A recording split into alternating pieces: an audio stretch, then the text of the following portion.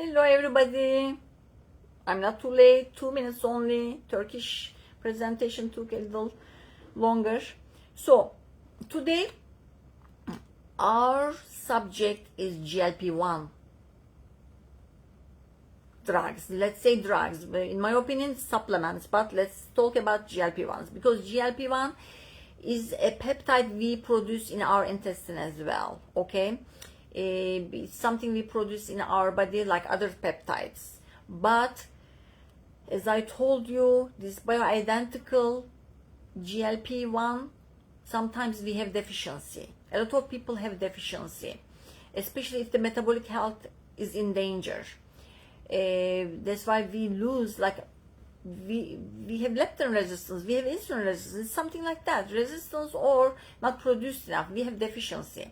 So today we're going to talk about these GLP-1s, why we want this, why we want to start these, what are the benefits and what are the risks. So pros and cons today. Okay, why are people scared of these drugs and why we want to give this in the clinic. So we're talking about those today. First of all, the information I'm giving here is only for reference purposes. Okay, I'm not giving any medical advice to anybody because I'm not your doctor. Okay, I don't know you, you're not in my clinic. So that's why you can start the conversation with your doctor after this knowledge I'm giving you, or anywhere else you get your knowledge from, but those are not medical advice. Okay, you're still going to go to your doctor, inquire this information from your doctor to see if you're eligible candidate. Okay, so first of all, in my opinion, these medicines are miracle medicines. Okay, lifesaver in my opinion. The only drug group that goes into the root cause of the problem. Okay, if you use it properly, if the patient takes responsibility, both ends, your doctor dosing it right and you taking accountability and doing what you need to do, your lifestyle changes, your eating habits, your exercise, if you do those things and your dose is good, this medication, these are the best thing that happens to us in this metabolic crazy environment, in this food environment. Okay, if we do like this, you can take only this and then the other medications slowly you can even wean off yourself. For example, blood pressure medications, diabetes medications. If you lose the weight and if you get back to your metabolic healthy life, then you don't need another medication. Okay, so again, this is a discussion with your doctor. Okay, slowly, we're not stopping all the medications at once. Slowly, once you get to your metabolic healthy state, then those medications you won't even need. This your cholesterol medication, diabetes medications. I'm not talking about type 1 diabetics or type 2, and all your blood pressure medications, even arthritis and pain medications, because these medications stop the inflammation cascade in your body. Okay, as I told you, only if you are contributing yourself to making lifestyle changes. Okay, so once you lose the weight, everything falls into place. Okay, your kidney health, liver, pancreas, brain. Right now there's a study going on with Alzheimer's and these GLP-1 drugs. Recently, GLP-1 drugs approved for sleep apnea. You see, because it reduces inflammation, it reduces the brain inflammation. So these are miracle drugs. So there is a big thing coming with these. Hopefully a lot of people are going to get benefit even if they don't have the disease. Okay, there is no other drug to make you bring to your metabolic healthy state, reverse all the metabolic diseases. There is no other drug. Okay, I really trust these medications. For example, liver fat. I had fatty liver patient, for example. I proved it 3 months ago. Her liver, fatty liver, was the liver size was 19 centimeters, and I just checked. In 3 months after she started these medications, it went down to 18 centimeters. She lost the weight. She did what she needed to do. So congratulations to her. She did her part, and you see, 1 centimeter, it makes big difference from 19 centimeter to 18 centimeter, and she's feeling much better. You see, because liver is detox organ. When you're detoxing, you feel better. Yeah, you detox better, you feel better. So, as I told you, there is no other drug to clean the liver fat. You either are gonna stay, hungry, you're gonna keep fasting for a long time, or, you take this medication. You're gonna keep doing intermittent fasting, at least 16 hours a day, 18 hours a day, to be able to eat the liver fat. Or, these drugs also motivate you to do lifestyle changes, and there you go. Okay? So, once the metabolic health is in danger, once the metabolic health is not working, the fat cells and brain are not communicating well. So this GLP-1, GLP receptors in the brain too. GLP receptors in intestines, it's produced in intestine too. So this GLP mechanism is broken. Okay, that's why these people in metabolic health crisis, they're always hungry. Okay, and they keep eating wrong food. They don't feed themselves at a cellular level. As far they are hungry and hungry again. It's a very bad cycle. Okay, so in my opinion, even with lower doses, these people, once you notice that their waistline is increasing, postmenopausal ladies especially, if the waistline is going beyond 80 centimeters in ladies, over 94 centimeter with men, I think these medications needs to be discussed with doctor. Okay, so metabolic health is not going to improve by itself unless you do something about it. Okay, so as I told you, are you waiting for heart patients, for cholesterol patients, like blood pressure patients or diabetes, until you have the disease? Like, when you see the blood pressure going high, you just give the blood pressure medication. You just see the pre-diabetes, you give the medication. And then why are you waiting for this one, right? You don't want full-blown metabolic crisis, like you don't want to wait for heart attack, right? So that's why it deserves a conversation when the waistline is getting bigger. Okay, as I told you, once you give these peptides, GLP-1s, you're going to the root cause of the problem. You're resolving the real problem. Okay, you're reversing insulin resistance, hypertension, heart disease, even before it starts. Okay, and as I told you, yes, waistline is important, but if someone is skinny fat, they look good on the scale, but they don't look good in the mirror. Like, again, they have belly fat, they have no muscle, so those patients need to be evaluated as well. This skinny fat, like thin on the outside, fatty inside. So these people usually low grade visceral fat too, organ fat. So, and also, their metabolic health is not going. Usually they have diabetes too. So even those people need to be considered for these medications. So these medications are very controversial. Why it's controversial? Why many doctors, I'm not blaming doctors. Doctors are, very precious. They're full of good intention. They want to help you, but the system is different. The system, like, with these medications coming on board, people are reversing their diseases like one by one, like a left or right, and then these people are not going to eat processed food anymore. Processed food companies started worrying, cereal companies, or the chicken nugget companies, they are going to start worrying about it. People are not consuming their, processed garbage stuff. And there won't be dialysis centers popping up every corner like this. Okay, diabetes is a very lucrative business for economy. That's not good. This is really bad. It's just a little bad situation.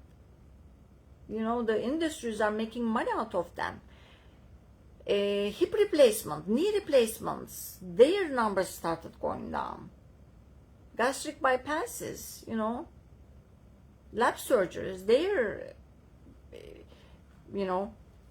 numbers are going down. So these medicines, these drugs are miracle drugs, okay? So if you can prevent all those things, all those comorbidities, even that great. It's great that, there is something that's coming out. Like, we just need to know how to use it, okay? So, okay, so these are drugs, right? Like every drug, these may have side effects too. Okay, but side effects are usually dose dependent and dependent on the people. If, as I told you previously, if these people are not taking accountability, if they are not doing what they are supposed to do while they are on this drug, of course there will be side effects. Okay, so we'll talk about these now.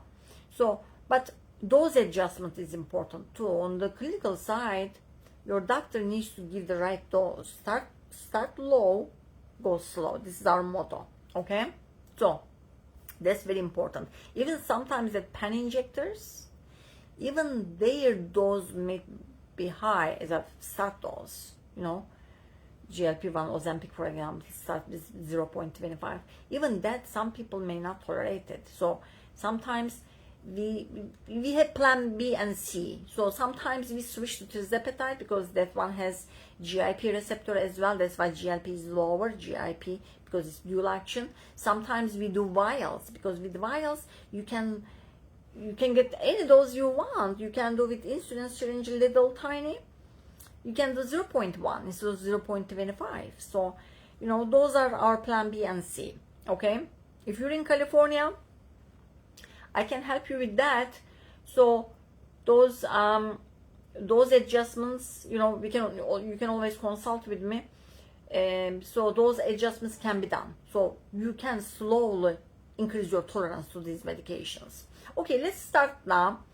What are these side effects? So, nausea and vomiting.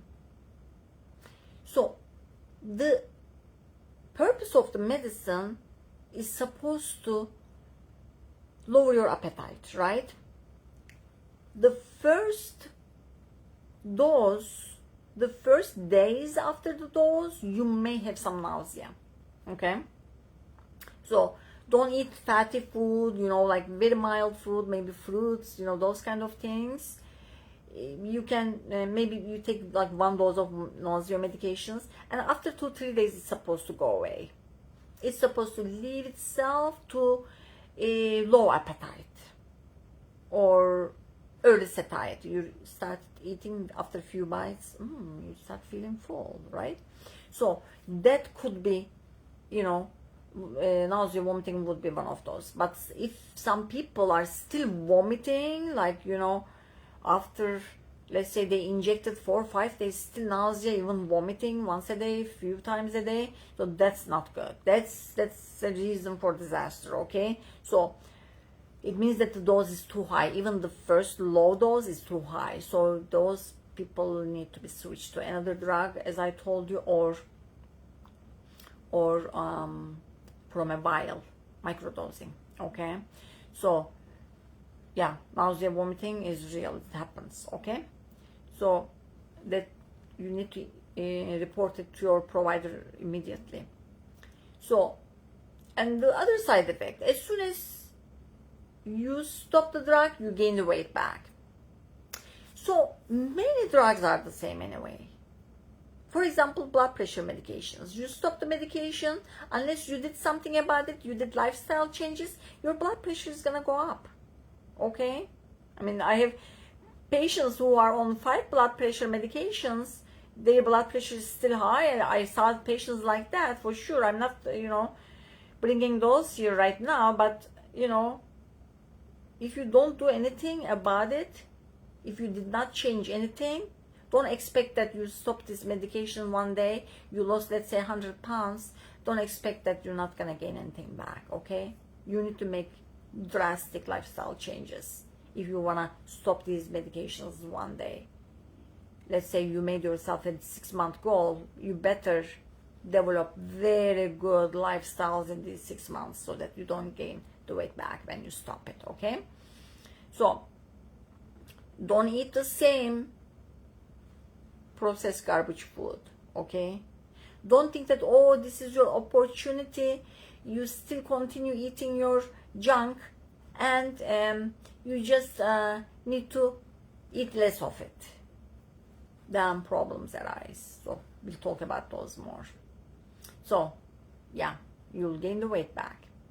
So some patients came with hair loss. Okay, even though I consulted them, you're gonna give priority to fruits and vegetables, protein. Probably they did not eat enough, okay? Because these medications is gonna make you eat less, so you will automatically reduce your calories. Not intentional, but automatically the calories will be lower, nutrition will be lower too, and you will have nutrition deficiency. So the hair, these kind of things don't thrive during the nutrition deficiencies, right? These are the least important things for your body. Your body is trying to survive in that low calorie environment. So if you start noticing hair loss, it means that you're not doing your part, you're not eating good, okay? So you can start supplements if you want, but yeah, hair loss is real. Some patients came to me, and it may need dose adjustments too. Maybe you're at the high dose that your appetite is so down.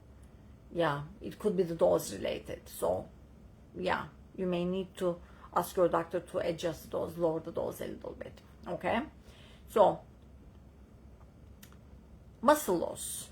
Yes, muscle loss is real too. But why? You guys heard Ozempic face, but why? Again, because of calorie restriction. This GLP-1 is not gonna go into your muscles and melt your muscle. You're losing muscle because you're eating less. You're not prioritizing exercise. So when you don't stimulate your muscles, what your body does, why am I carrying these heavy things around? Just, it wastes the muscle, right? It even eats from the muscle because there's calorie restriction, okay? So if you're losing muscle, it means that you reduce your calories too much, or you're not eating nutrient-dense food, fruits, vegetables, and protein. You're just going and eating, let's say corn dogs and, fries. You're eating junk, you're eating ice cream, let's say. It's bad, right? So no nutrition in those. So you may as well good plan, good macros, good micronutrients, okay? So that, and weightlifting, just walking is not gonna, it's gonna be okay for maybe leg muscles, but upper body and maybe glute, you're gonna lose your glute muscles, you're gonna lose face muscles. So face fat, face muscles, so these people, if they're not doing anything they're supposed to do, unfortunately they lose muscles. They look good on the scale but not in the mirror, okay? So yeah, lift weights. Okay, what else? The other thing is gastric paresis, like constipation. It starts with constipation. So that is real too. Even though I consult my patients, you're going to eat fruits, vegetables. You see, these are all like, these side effects are coming from not eating good and not being active enough. So this one, if you're not walking 30 minutes a day at least, if you're not eating enough fruits and vegetables, what do you expect, right? Of course, if you're eating only like protein heavy or like animal products, there's no fiber in it. What's gonna move? And you're not drinking enough water, what's gonna move that bowel? Okay, so think about that. If you have constipation tendencies, of course, even before you start the medication, if you're constipated, this means that you're like, your bowels are gonna stop, no movement. We see these a lot with diabetes patients anyway. Let's say diabetes, poor nutrition, and GLP-1, perfect combination for gastric paralysis. Okay, so gastric paralysis. So let's protect our nervus vagus. Okay, this nerve there that makes peristaltic movement. Okay, so eat good. Okay, 90% plants. Again, here as well, right? 90% plants means 90% of your food is rich in fiber. Okay, that's gonna move the bowel, and you're gonna drink good amount of water, then no problem with constipation. Okay, so kidney damage. This kidney damage may only happen when you're on GLP-1 if you're vomiting a lot. If you vomited and you did not replace the electrolytes and water, okay? Yeah, I mean, I had patients who had a hangover, you know, drank all night, and then 4 times he vomited, and then kidney function went down to 9. So, of course, you know, dialysis, urgent dialysis, of course, because if you vomit a few times and you don't replace it, what do you expect?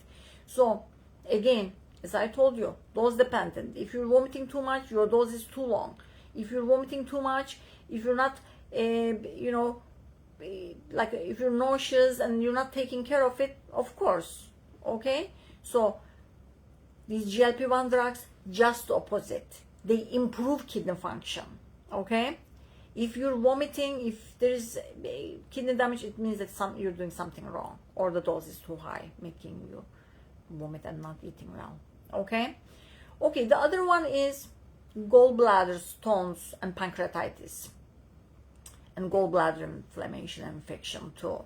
So if you're losing the weight too fast and you already had gallbladder problems before, yeah, this is possible, okay?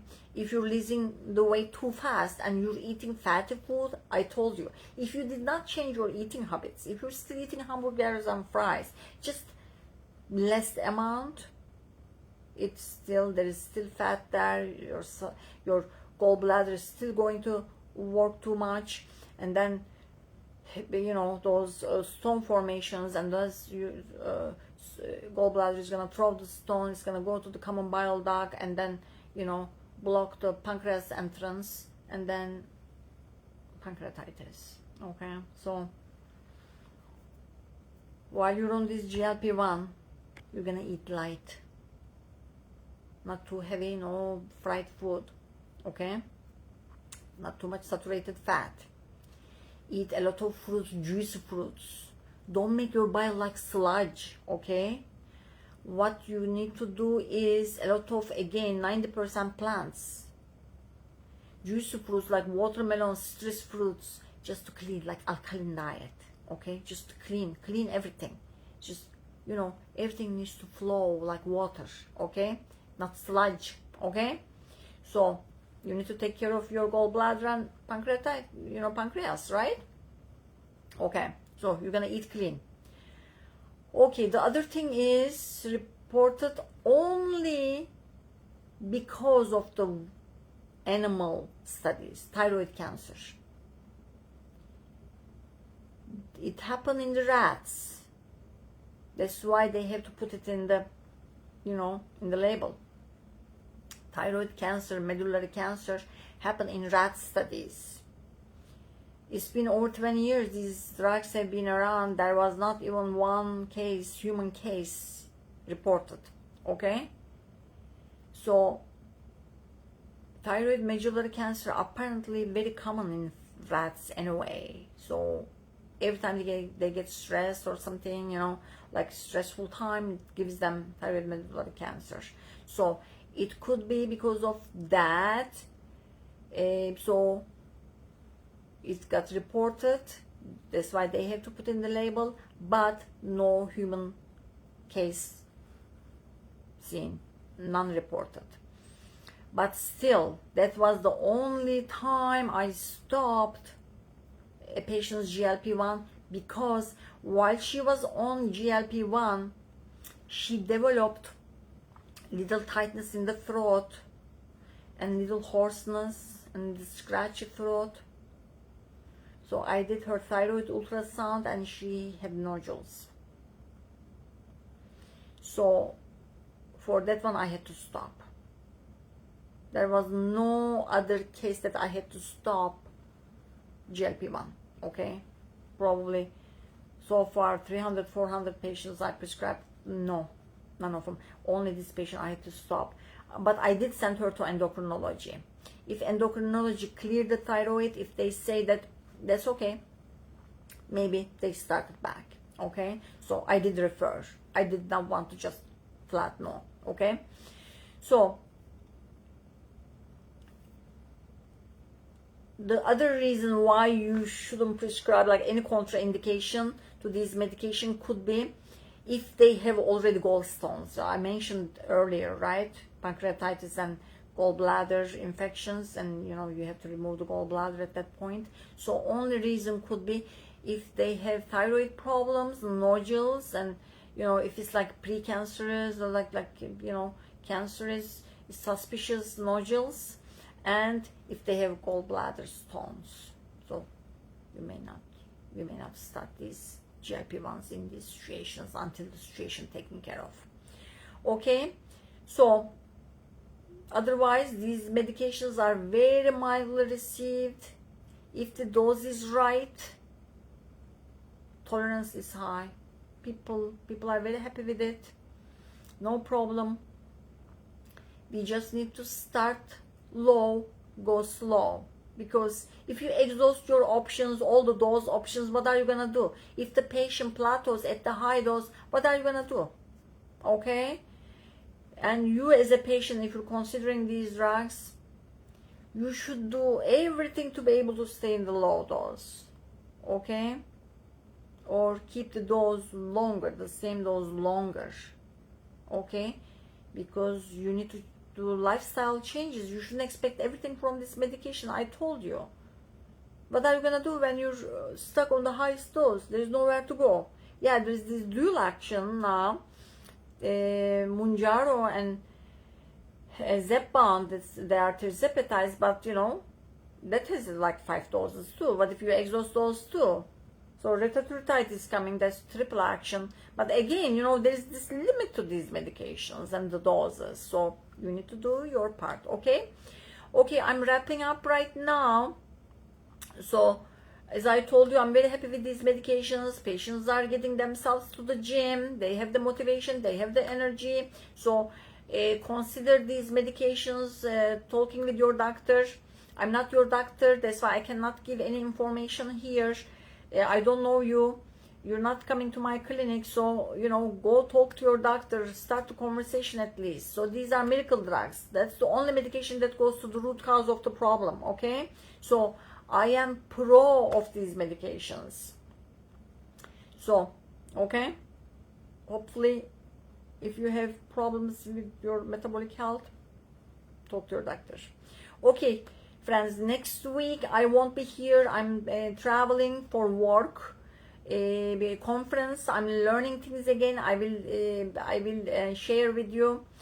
Let's meet again Sunday after. Okay, not next week.